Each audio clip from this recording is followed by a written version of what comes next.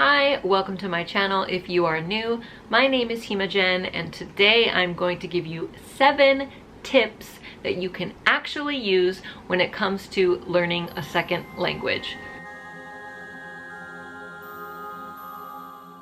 So my second language is Japanese, but these tips can apply to any language that you're studying.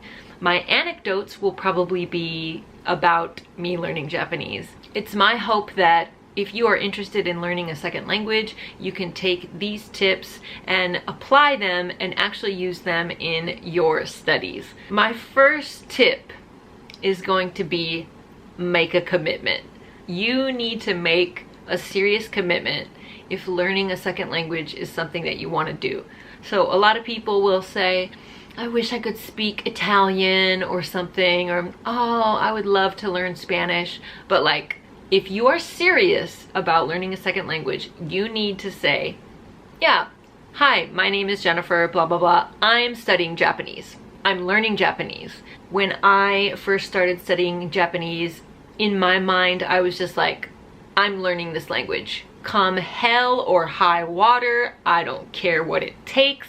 I am going to learn this language or die trying. When you make a serious commitment like that, you are telling yourself that you need to prioritize studying your language.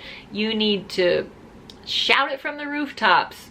Anybody that you meet or any of your friends, your family, tell them that you are studying this second language. And you never know, you might meet someone who is also studying the language. You can study together. I really want you to ask yourself, are you serious about learning your second language? So my second tip, and probably what I would consider to be my most helpful tip, is to figure out how you learn best. Now, if you've ever heard of Gardner's theory of multiple intelligences, you will learn that people learn differently. For example, there are musical learners. Let me read the list. There's visual spatial learners, linguistic verbal learners, interpersonal, intrapersonal, logical mathematical, musical, bodily kinesthetic, and naturalistic. I took a class in junior college called College Study Practices.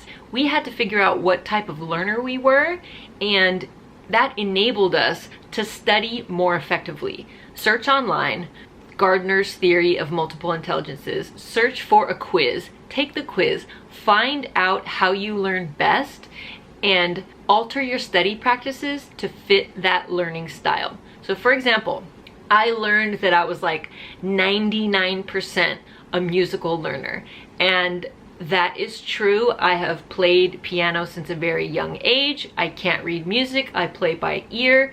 I remember song lyrics so easily. I just learn through music. When I was faced with learning a ton of new Japanese grammar, I decided to take those vocabulary words and put them in with popular songs. I am anticipating the cringe you're about to do, but I'm gonna give you an example. Now keep in mind, I wrote this song 4 years ago. I still remember it. I put hand gestures to it. Set to Pharrell's Happy. Hidari, migi, mae, ushiro, naka, ue, shita, chikaku. Tonari, aida, and the particle you use is no, I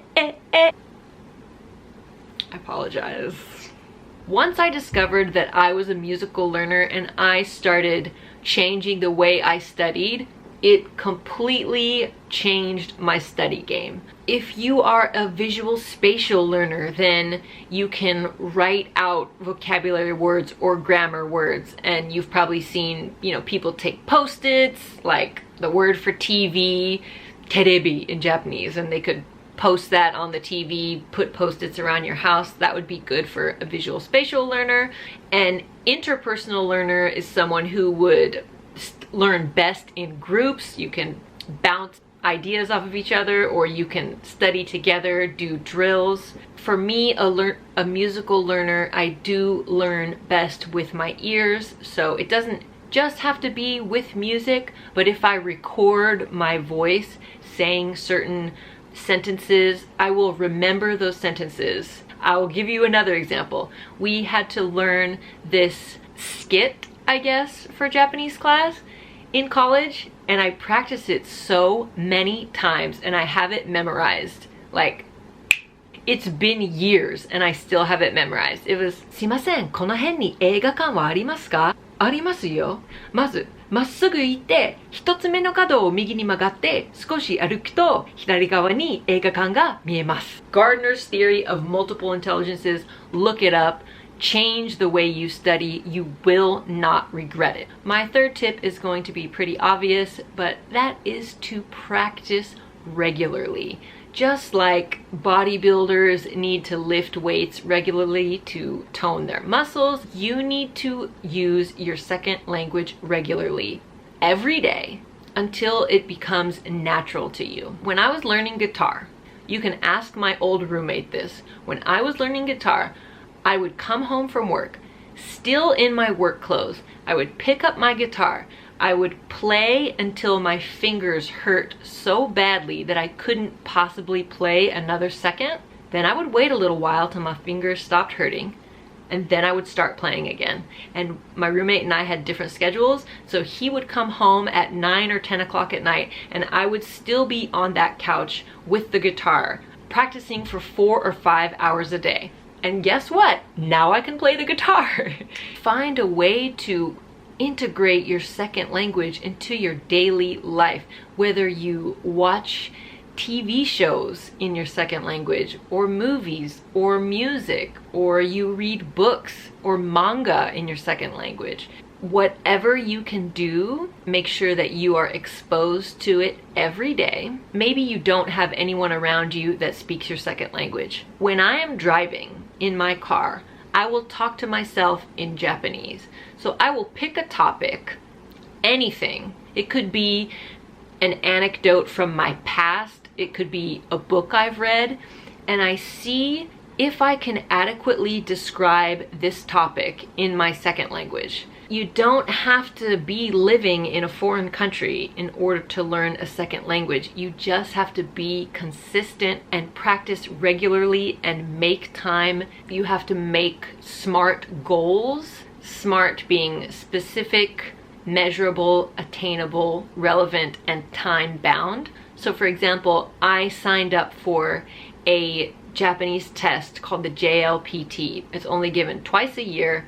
I paid $55 to take this test. I'm going to be taking it on December 1st. That is a very specific measurable goal, and it is time bound. So this test is going to hold me accountable for my studying. I'm going to want to study so that I don't fail this test, so I didn't completely waste $55. So you need to look around and see, are there any tests being given for the language that you're studying? Find some way to hold yourself accountable. Practice it regularly every day if you can. I would say 30 minutes every day is better than 5 hours one day in one big chunk. My fourth tip is to put yourself in situations with native speakers of your second language where you cannot fall back on your English. I will use Japan for an example. There are a lot of kokusai kankei, international relationships. So maybe you have one partner who's a native Japanese speaker, one partner who is a native English speaker and wants to learn Japanese. If their partner is also bilingual and speaks English, when you get into a pinch and you're trying to speak in the second language but you don't understand each other, oftentimes the partner who speaks both languages will revert to English. And I gotta say, you don't learn that way. What I'm gonna say is probably very controversial. You can come for me in the comments. I'm sorry, but it is the truth. When I started dating a Japanese man who could not speak English, my level skyrocketed in a very short period of time. We could not fall back on English because he doesn't speak English. It was entirely up to me to learn how to be able to communicate with him. The motivation was there. I wanted to express myself to him. I wanted to understand him more. When we would come to a point where I didn't understand the word he was saying, he would describe it to me in easier Japanese. Like, for example, one time we were driving and he said the word mabushi. He kind of covered his face with the sun visor, so I assumed that it meant like the sun is too bright. I had learned the word akarui for bright in school, and so I asked him like, mabushi tte nani? And he was like, taiyo wa akaru sugiru? The sun is too bright. And then I learned, okay, akarui means bright in like a positive way, but mabushi means like, too bright, like it's hurting my eyes. I'm not saying every time, but if he had known English, he probably would have just slipped back into English when I said, hey, what does that word mean? But instead because he doesn't know English, he had to describe it to me in Japanese. I want you to listen to me very carefully. I am not telling you to go out and date someone who is a native speaker of that language just so you can improve your language skills. I am not saying that. An international relationship where you both do not speak the same language is extremely, extremely difficult. Think about your average relationship and all the complications that come with it, fights, stuff like, times it by 1,000, and there you have an international relationship where you both do not speak the same language. Furthermore, if you date a person and you use them simply to improve your language skills, you are a shitty person. It just so happened that I liked him, he liked me, we had extremely similar senses of humor, we got along extremely well. If we had not gotten along so well, we might not have stayed together because the language barrier was so difficult at first. So I'm not telling you to go out trolling for somebody that speaks the language you want to learn. What I'm telling you is you need to find a way to either make friends or pay for an actual teacher who is a native speaker of the language you want to learn. You can use different websites. I know there's an app called like Hello Talk, but unfortunately a lot of the times those turn into dating apps. Maybe you are interested in dating people not for the language aspect, but you just want to date, you just want to meet people. I don't know. It's entirely up to you. But you need to put yourself in situations where you cannot fall back on English. That's what I'm telling you. So if you have a friend that speaks the second language you want to learn, but they also speak English, you need to tell your friend, no matter what, do not revert to English while we're talking. For this 1 hour, we're going to talk in Japanese only, no matter what, or something like that. Again, I am not telling you to date someone to increase your language abilities. You're a terrible person if you do that. I'm just saying, when you are in situations where you have no choice but to learn how to communicate in that language, your level is going to skyrocket. Take it what you will.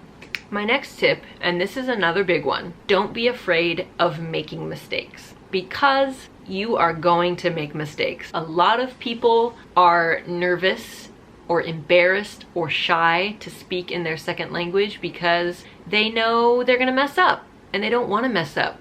Messing up comes with the territory. Messing up is the best way that you learn. You can't learn if you don't try. Just accept that you're gonna mess up. It's fine. Honestly, whenever I mess up in Japanese people are so incredibly kind about it. The people who are jerks are other foreigners who are also learning Japanese. They'll be like, oh, you're freaking, you know, you used that word wrong, or you used the wrong grammar or particle. I mean, it shouldn't surprise you that there are assholes in the world. There are assholes, but you cannot be afraid of making mistakes because you're not going to learn. I'm going to tell you a mistake I made in Japanese. A horrifically, colossally embarrassing mistake. Once you've heard this, hopefully it will ease your mind about making mistakes, because I made this mistake. I survived to tell the tale.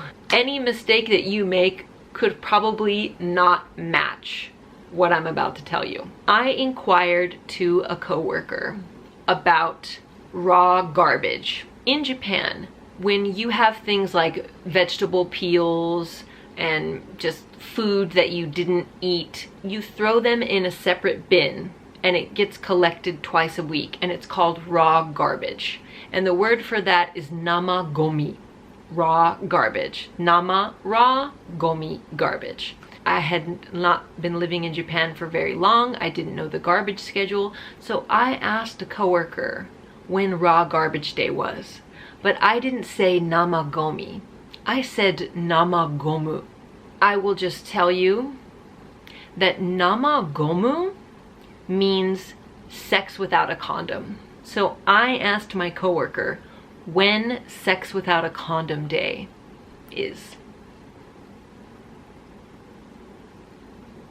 I survived, fortunately. He was quite gracious and corrected me. I didn't learn until later when talking with another Japanese person what I had actually said. He was just like, oh, you mean nama gomi day, right? No mistake you're gonna make is gonna be that big. It's just not possible. I made that mistake.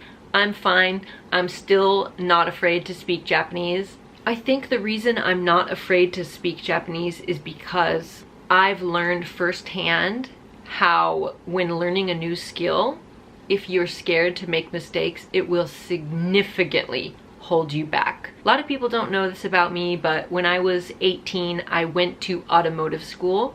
When I first joined the automotive program, I was the only female out of about 100 guys. I was terrified of making mistakes because I knew nothing about cars. I was like, I thought we all know nothing about cars, that's why we're in school learning about cars. But these guys had been working, you know, with their dad, fixing the family car since they were little kids, when we were being taught about transmissions or something, and they already knew everything, and I'm like, shh, I know nothing. And I know, because there are not a lot of women in the automotive industry, I know that if I make a mistake and I mess up, it's not going to be because she's a new mechanic.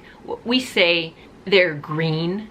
I don't know, like a banana that's not fully ripe. It's a new banana, a young banana. We say like, oh, they're green. He messed up on that car, but he's green. It happens. But I knew that if I made a mistake, they were gonna hold it against me because I was a woman and not because I was a green new mechanic. So I was terrified of doing anything because I was so scared to make a mistake. And as a result of that, I forgot most of the things that I learned in automotive school because I never put them into practice. I ended up leaving the automotive industry. I ended up not pursuing doorbell. I don't care how dumb you think you're gonna look. Learning a second language is an admirable skill, and it's something you should be proud of. Everybody makes mistakes when they are learning a second language. And if you are scared to speak because you don't want to make a mistake, you are not going to grow and learn and improve as fast as you would if you just went for it. Just go for it. That's what I do. I don't care if I make a mistake because my grammar might not be perfect, but I know I'm getting my point across. And if I'm not getting my point across and the person can't understand what I'm saying, then that tells me right there that I need to do better and I need to learn and study more about the particular thing I'm trying to say. Make mistakes, it's not a big deal. I assure you that you are more critical of yourself than other people are of you and your second language.